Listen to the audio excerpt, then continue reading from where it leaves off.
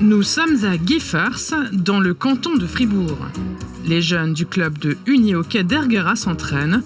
Ici, on parle allemand, mais souvent français. Alors, si tu rates, tu reprends la balle et tu donnes Tu dois tout lui expliquer? Oui, parce qu'il ne parle pas très bien allemand. Il n'a pas compris, alors je lui ai expliqué en français. Tu parles les deux langues? Oui, Et à la maison? l'allemand. Je m'en fous un peu parce que je parle, mais il y a quelques mots que je comprends pas. Facile pour les enfants de passer de l'allemand au français. Comment on appelle ça en français? Une balle, des chaussures et puis une canne.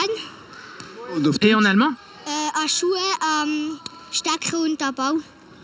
Les noirs, vous formez une ligne. Et puis après, les blancs aussi. Ça va? Ist gut, Hugo? Ja, man merkt schon, On voit bien que le bilinguisme est très présent ici. La plupart des gens comprennent l'allemand et pour ceux qui ne comprennent pas, on traduit en français.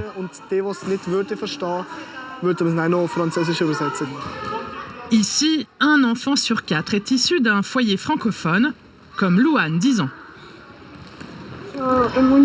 Au Unihockey, on parle toujours allemand. Et c'est OK pour toi? Ja.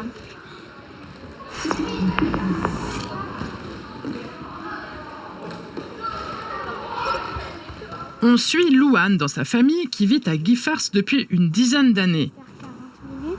Et puis en allemand, on doit juste... Chez eux, les langues sont un sujet d'importance. Alors à la maison, avec les enfants, on parle français. Les enfants parlent allemand à l'école et avec leurs copains et leurs copines. Pour y construire une maison, la famille a cherché un terrain près de la ville et a donc dû quitter la partie francophone du canton de Fribourg. Il y avait beaucoup de propriétés intéressantes à Gifhorst. Et ce qui nous a finalement convaincus, c'est que les enfants puissent vraiment apprendre l'allemand et devenir bilingues. C'est un grand avantage pour l'avenir. Les villages situés à la frontière linguistique se développent et nombreux sont les Romans qui achètent ou louent un bien immobilier du côté alémanique. Alors oui, il y a beaucoup de Suisses romands qui viennent s'établir de ce côté de la frontière, donc en Suisse allemande. Je ne pourrais pas dire combien, mais effectivement, depuis qu'on est arrivé, il y a beaucoup de monde qui est venu. Wir bauen ensemble, à croire que les liens entre Allemands et Français se renforcent. On retrouve le même phénomène dans la commune voisine. À Tintelin, Tentlingen en allemand, le pourcentage de francophones est passé de 10 à 27% en 25 ans. Tintelin et ses nouveaux immeubles construits ces dernières années. Des loyers, des terrains et des cotisations d'assurance maladie moins élevées qu'en ville, voilà les raisons de cet afflux qui n'est pas sans conséquence selon Madame le maire. Nous le constatons de façon très évidente. Nos employés parlent français au moins la moitié de la journée. On les entend bien. Ils souhaitent recevoir les documents en français, or nous n'en disposons pas vraiment, parce que nous sommes une communauté majoritairement germanophone. Et Madame le maire de nous avouer parler elle-même très peu français. Mais il parle français ici? Oui. Josiane Broch souhaite défendre l'allemand, mais la municipalité doit faire preuve d'adaptation, exemple avec ses informations sur la gestion des déchets dans les deux langues. Et même en cas de fermeture temporaire des routes ou de coupure d'eau, des traductions sont souvent fournies. Avec un outil de traduction, on peut toujours s'en sortir. Mais nous, on maîtrise l'allemand. Et en français, on peut se tromper. Alors, c'est sans garantie. Parfois, les attentes des habitants francophones ne sont pas très réalistes. Nous avons reçu un appel d'une famille intéressée par l'achat d'une maison. Ils étaient persuadés que leur enfant continuerait à être scolarisé en français. Nous avons dû leur expliquer que ça n'allait pas être le cas. Ils ne se rendaient donc pas compte que c'était en allemand?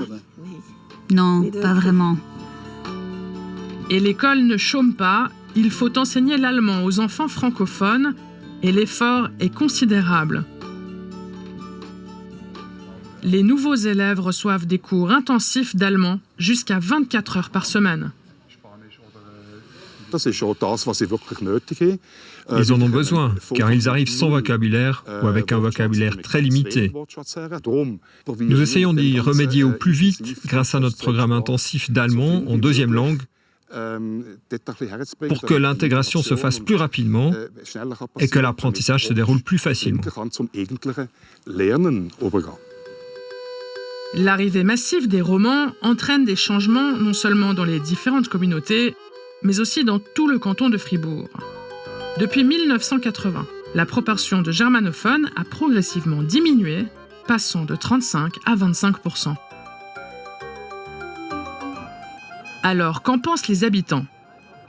Prise de température à Düdingen, une commune germanophone située à la frontière linguistique où se déroule la fête folklorique annuelle. Oui, par exemple, quand on va déjeuner au restaurant, le personnel nous parle en français et nous demande ce qu'on veut boire. Ou encore, quand je passe à la caisse à la Migros, on est souvent confronté au français. C'est très bien, il y a de la mixité. Si on s'adapte un peu à la vie du village, pourquoi pas ? J'ai été très étonné de voir comme ils étaient ouverts et accueillants avec nous qui sommes des étrangers au final quand même ici. Mais on entend aussi chanter le dialecte local.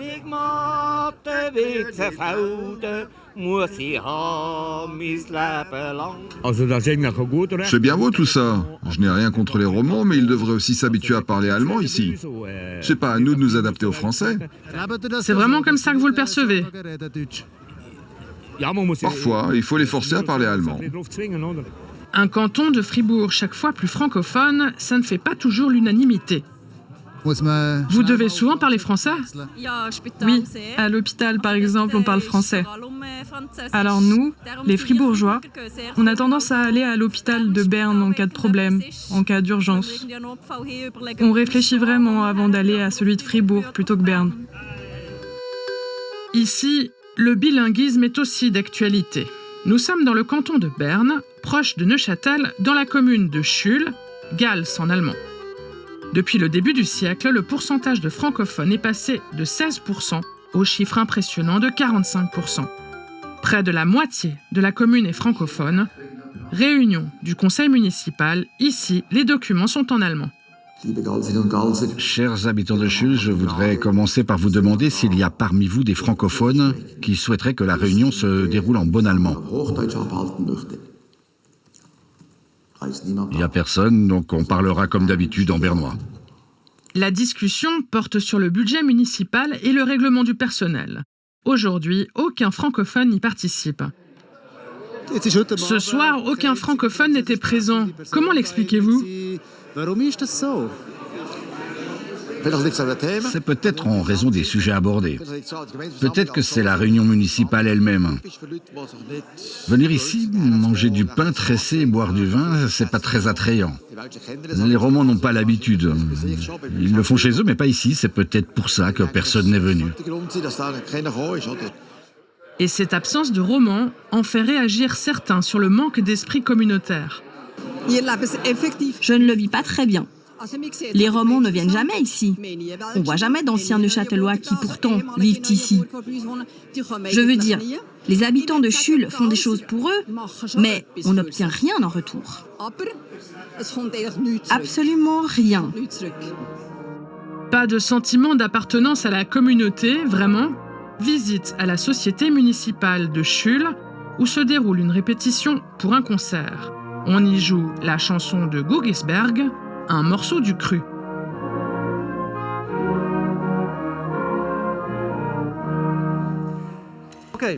Ok, c'est super. Tous ensemble avec les solistes. Le tempo est bon. Ici, on parle en bernois.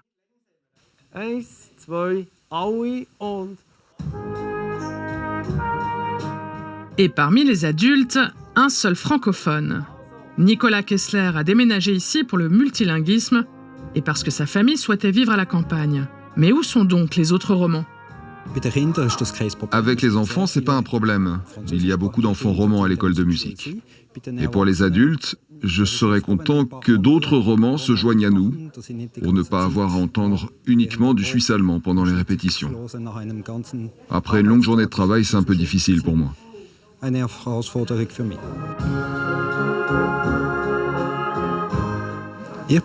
Je trouve qu'il faut qu'on vive ensemble, pas seulement côte à côte. Mais c'est seulement mon avis personnel. Je sais qu'il y a des romans qui ne s'intègrent pas du tout au village et je trouve ça très regrettable.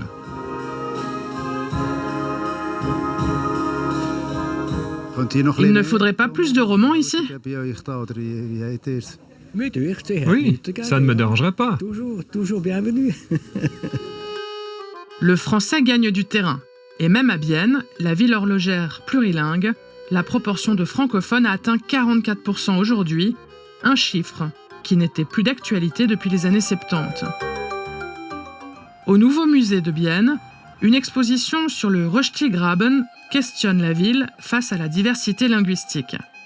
Cet essor du français à Bienne se doit aux différentes vagues de migration, selon l'historien Florian Eitel. Lorsqu'on constate une hausse de la population francophone, ça ne veut pas dire qu'il y a plus de Genevois ou de Lausannois. Il y en a certainement aussi. Mais il y a sans doute beaucoup plus de personnes originaires d'Espagne, d'Italie ou du Portugal qui doivent choisir entre l'allemand et le français lorsqu'ils s'enregistrent dans la commune. Et s'ils choisissent le français, ils contribuent aussi à l'essor de la langue. Selon l'historien, l'inverse s'est également produit. Sur cette carte de 1907, toute la Suisse romande était décrite en allemand. Lausanne pour Lausanne, Yverton pour Yverdon. À cette époque, en 1907, un nombre relativement important de Suisses alémaniques s'installait en Suisse romande. Si vous aviez montré cette carte à un roman de l'époque, cela aurait certainement suscité des craintes. On aurait pu y voir comme une invasion des Suisses alémaniques, un déplacement de la population francophone. La Suisse romande en toponyme allemand. L'ouvrage est signé entre autres par un certain Édouard Blocher, grand-père de l'homme politique. Cette carte permet de mieux comprendre la situation actuelle. Les craintes sont ailleurs, surtout à Bienne. Et l'histoire nous apprend aussi que les choses vont encore changer et se détendre certainement. Retour à l'entraînement de unihockey. Ici, tout le monde se mélange. Les anciens, les nouveaux, les germanophones, les francophones. Alors il faut se débrouiller. Oui, mais des fois on se parle avec des gestes. Avec des gestes. Car finalement, marquer des buts, ça se passe de traduction.